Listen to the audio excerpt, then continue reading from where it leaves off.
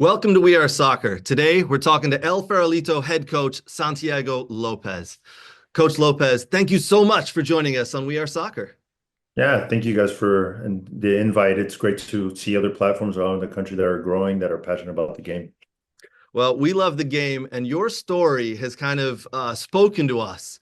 You guys are playing in the U.S. Open Cup for the seventh time, and again, you've knocked off clubs in USL Championship. Teams that are levels above you. You're essentially becoming giant killers. There's a real cool story to that, but I want to start off with how the club started. You said it started back in 1985 with your father. Explain the story and tell us a little bit more if you can. Yeah, my father from Guanajuato, he as a teenager, he moved to Mexico City. He started working as a carpenter and then taught careers locally there in the city of Mexico. And he loved soccer and he followed a lot the Cruz Azul in the 70s, Stadio Azteca generation in the 70s when they won a bunch of championships. And so he ended up migrating here in the US. My mother and him saved up money, started their first taqueria named El Farolito in 83. My mom says it's 82, but I think people believe me 83. But in records, I think it's 83. And 2 years later, when he opened up his second location with a friend of his, he started a soccer club just as a Sunday league. They started in the fourth tier of the San Francisco Football League in San Francisco, and yeah, they ended up winning promotion every single year consecutively. And from just a Sunday league squad, it turned out to be very serious, competing against all professionals, even U.S. national players in the San Francisco League, in the Premier League, and Oh, they ended up competing for many years until eventually winning the Open Cup in '93. right. The team maintained itself in the San Francisco League. My father ended up taking charge of a second tier club in Mexico. And so his attention went over there. So El Farolito basically kind of just stayed in competition with some old friends of his and connections. He would get ex-professionals to play. So it maintained itself pretty competitive and winning championships locally. And some once in a while, weekend tournaments, the amateur typical weekend tournaments that at that time it was like 25K, 20, $30,000 prize monies. Wow. Um, but his focus was over there. He ended up losing. They won the championship for the promotion, but the two champions of the year play a final, and the winner goes up to first division. And they don't ended up losing against the powerhouse at that time. After that, he affiliated with Necaxa. Necaxa came in and they took over the plaza, the city. They took over the zoning rights, and that's where Necaxa is right now in Aguascalientes, thanks to the affiliation of that team. Wow. My father ended up leaving that squad. He was basically gave up on soccer. He Hmm. wasn't really focused on it anymore. He was focused on increasing his business, his empire with the taquerias. That's where we stand right now. Um, he had a problem with the coach at the time, and they were below mid-table, which is extremely rare, especially because of the so many good quality players that Farolito has always had. He asked me for help. With my little soccer professional experience, I said yes, just to help him out. I ended up liking it. We did pretty good in the closing out the season from eighth place, finishing on third. And then the following season, he invited me back. I said yes. We ended up second place, 2 points off the champion. And after that, champions and champions and champions. And Oh, um, I didn't really know much about the situation of the Open Cup. I knew it still existed. To me, it was just very interesting to know that how can a U.S. Open Cup champion not be participating in the Open Cup? So I ended up taking the role, my sole responsibility of just signing up the team, learning the process about international clearances, the qualifications, the registrations, the scheduling of the qualifications to the Open Cup through the amateur track. And I had a awakening experience, and we lost 2-0 at Kezar against a local club here. and just the way that the opponent was laughing at us, the crowd was just with like a really, I don't know, very interesting energy of like feeling bad for us, saying, "Oh, you guys played great. You guys are awesome." And I started noticing that the type of players that I had are not the ones that we need for the Mm. tournament. So that totally changed my perspective in the game. I started taking coaching courses, preparing. I didn't want to blame the players for the loss. Obviously, I always blame myself first. So I needed to prepare myself better. And so it's been a journey through all that from the roots of the team until now. It's always been in our minds, at least on mine, since that loss, to be competing in the Open Cup and try to improve the players and myself as well. And at the same time represent the history that my father began in this area. Wow. I mean, it's quite a story from where you started to today. It's absolutely incredible. You don't see that happen that much these days. And a lot of people start clubs for money or start clubs for whatever reason. You and your father started a club just for the love of the sport, and then you ended up naming it after your taquerias, and it's almost like the history is made because of where you started and where you're at, but it really is family, right? So you've got this whole family thing, and I find it super interesting that you just kind of took the head coaching position just to help him out. And now look what you're doing. You're taking this team to new levels. You've taken courses and classes. It's phenomenal. We got a lot to unpack with what you just said. Tell us a little bit about the restaurants. I'm super interested, by the way, about the restaurants you have. Yeah, the mentality that my dad always had is you got to keep it extremely fresh every single day. So we have different shifts, 3 shifts a day for each location. One takes care of the meat, one takes care of the kitchen, one takes care of the grill. So everybody's just has their own individual roles, and we try to work as a team. And the main thing is just keep it fresh and extremely affordable. I'm very proud to say that we are probably the cheapest and probably one of the biggest burritos in the Mission District in San Francisco. And Wow. we try to do that and throughout all our locations that are all the way to East Bay and Concord, Oakland, down to San Jose. And then we have 3 locations up in the North Bay, north of Marin County, which is in Sonoma County. It's Santa Rosa, Roanoke Park, and Sebastopol. We try to do that, the big portions, very cheap because we know that there's people out there that are struggling and they just want to get something really quick and obviously something healthy and sanitary ways because a lot of places not I don't want to name anybody, but in fast food businesses they're very they cheat a lot with the freshness in food. So my dad always implemented that we got to keep it fresh and try to keep it as affordable as possible. And we're very proud of that because, thanks to the community, we're here and we want to give back to that in a certain way. That's awesome. I can see a lot of the what you've put into the business in the restaurant, you've put into your team and how you take it forward. It really is a whole business, but more of a family project, really, I want to say. Now, this season so far, you guys have you defeated Real Monarchs in the first round of the US Open Cup. You defeated Monterey Bay FC in the second round. And in the third round coming up April 16th, you play Sacramento Republic at their place. So I mean, you got to be looking forward to that game. It's coming up pretty quickly here. How are you feeling? How is the team feeling? Looking forward to it, I assume. Oh yeah, definitely. Everybody's super motivated.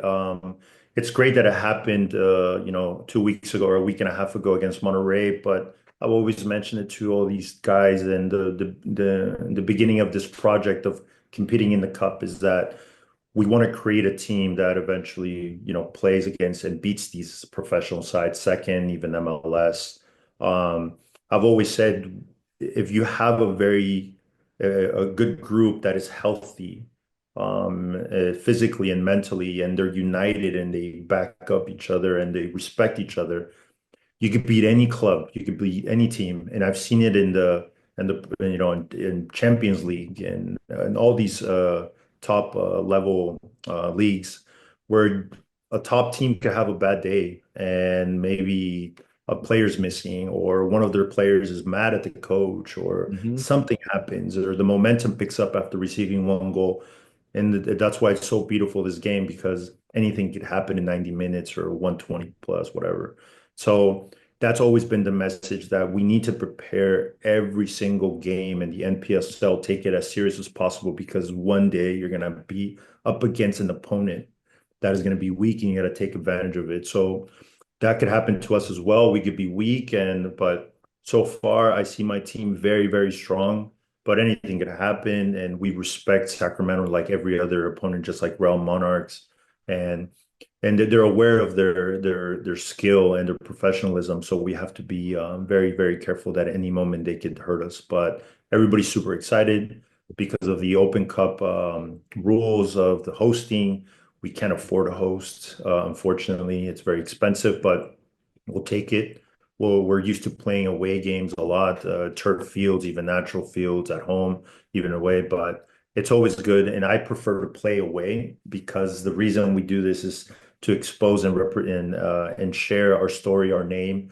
So going to Sacramento, people are going to hear about us for the first time. That's the publicity we want. I love that. I absolutely love the fact that you go away to play because it is so expensive to host these games, but you love it because the players probably feed off that energy as well, being an underdog. And I'm sure these teams, when they're drawn against you, one, they're happy it's a home game, but two, they're not happy because here comes El Farolito, who have beaten a lot of teams in the past couple of years, in the last 20 years plus years. And you've beaten big teams and you've won this thing, as you said, in 93. I hear the trophy is in one of the restaurants still. I am hoping one day to get there and see the trophy and eat at the restaurant. But God, teams must hate when they're drawn against you. Must hate it. Yeah, I suppose it's even I have opponents that are very uncomfortable, and when I see I'm going to play them, I'm like, yeah, I know, I remember this player, I remember this coach knowing something about my team, so it does become uncomfortable, and it's on top of your head, But for them, it should be a piece of cake to play against us. It shouldn't be a problem. No, no, no. If they know the history and they do a little reading, they'll figure out they're in trouble. Now let me ask you about some of the players you have on the team. Kind of a lot of people from all over the world. I've seen a couple of players who've played at the club and gone on to play in the professional ranks. Is that something you kind of pride yourself on as well? Being a team of, we'll say, immigrants and people from not quite from the USA, but people who come to love the sport and play it a little differently and then possibly you can send them on to the next level. Is that something you look to do? Yeah, yeah. So many, many years ago, when my dad had the team, with his experience in Mexico working over there in second tier, he obviously met a lot of agents and players and whatnot, and eventually a lot of them, not a lot of them, but a lot of people ended up coming to the United States and look and finding a job over here, and they wanted to keep playing. So my dad would invite them, hey, you come and play for the Farolito, and they would just play once a week on the Sunday in San Francisco League, and it'll maintain that type of network, and people would know that this is a place where it's the Farolito always tries to bring out a very competitive team, a very serious team, no matter where, if it's a scrimmage or an official game. So throughout those years, we've had that network and we've had that reputation here in this area.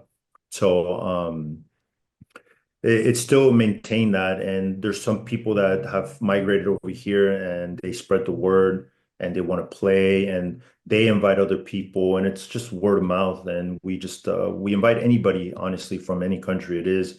We don't host tryouts. I actually go out to some other leagues. I hear about a new team that is gathering good players. I go out and search for them. Even college kids, I see some standings like D2, D1. I go and look for them. I try to connect with them and invite them, come and train, first get a feel for it. If you like it, more than welcome. If not, totally understandable. So there's a lot of competition here with USL2. Obviously everybody wants to play USL Championship. So a lot of the quality players already are out there training or even trying out with those teams. But we try to go and recruit, and then the people that come out here, they just hear about us, they stay. But we have people from Colombia, from Honduras. we have three guys from Ivory Coast, Hey, okay. which is an interesting connection because uh,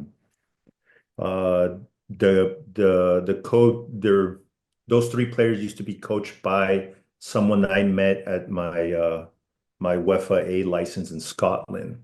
I did the course with him, a Brazilian coach over there that he's now in Atlanta. He was the head coach of a NISA team over there in Atlanta, and he told me about these guys around the area. So I invited them. They're here. There's everybody loves them. They obviously speak French. First time with me trying to deal with English, Spanish, and French, and they're super respectful because everything in your environment is in Spanish, and I try to translate them. It's a good thing for me to learn these type of new things and adapt to these players because you never know where I'm going to coach in the future. Yep. So, so it's been a great experience. We have a mixture of everything. We have an 18-year-old, we have a 37-year-old. Wow. So Okay. so there's a mix of everything, and we're very fortunate to have a big group. We have five goalkeepers, and the rest are field players.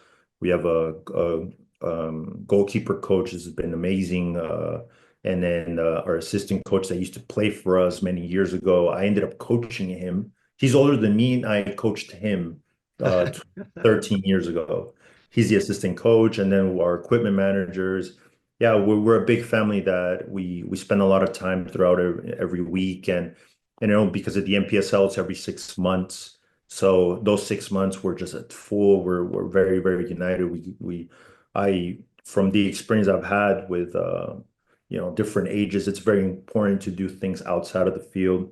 I Yep. try to do a lot of dinners with them. I invite them to go eat in group, different places, and it gets people to be connected more and respect each other and understand each other better because a lot of the conflicts end up happening because there's misunderstanding. So it's better for them to understand each other first before any conflicts. Coach, I absolutely love that. I love that it's not just on the field, it's off the field, and it's teamwork, and it's people getting to know each other, becoming friends, because all that then translates onto the field. And like you said earlier, if you're friends and you understand how everybody works, understand everybody's mindset, and become as one, you can go beat anybody in 90 or 120 minutes. You could go beat anybody, and we've seen it. And you guys have done it before, and I have no doubt you're going to do it again this year and next year and next year. Yeah. This is a Yeah. huge story, and I absolutely love it. I love the fact that you're named after the chain of restaurants your family started. It's not just some made-up United blah blah blah game. There's that team. There's something to it. So, Coach, listen, I could talk all day about the game with you and your team. I absolutely love the story. I hate to use the term Cinderella team because it's so American, but you guys have it's an inspiring story, and I hope people jump on it. I hope people tune in and they watch that game on the 16th. You guys are going to do well, I have no doubt. And we look forward to following you as you continue your journey. Thank you so much for joining us. We very much appreciate it. No, thank you guys for having me, and hopefully we could do another upset and more cup sets in the future. And yeah, we're very proud of our team and the culture that we have created here, all thanks to my father. And we're very we're it's a privilege to represent the city of San Francisco historically in so many ways. And we don't have professional soccer here, but El Farolito exists, and it's a little seed that hopefully it keeps growing. Well, thanks, Coach. Next time I'm in San Francisco, expect me on the doorstep of the restaurant, and You're more I'll than be eating there welcome, and watching the games. for sure. Thank you so much. Thank you.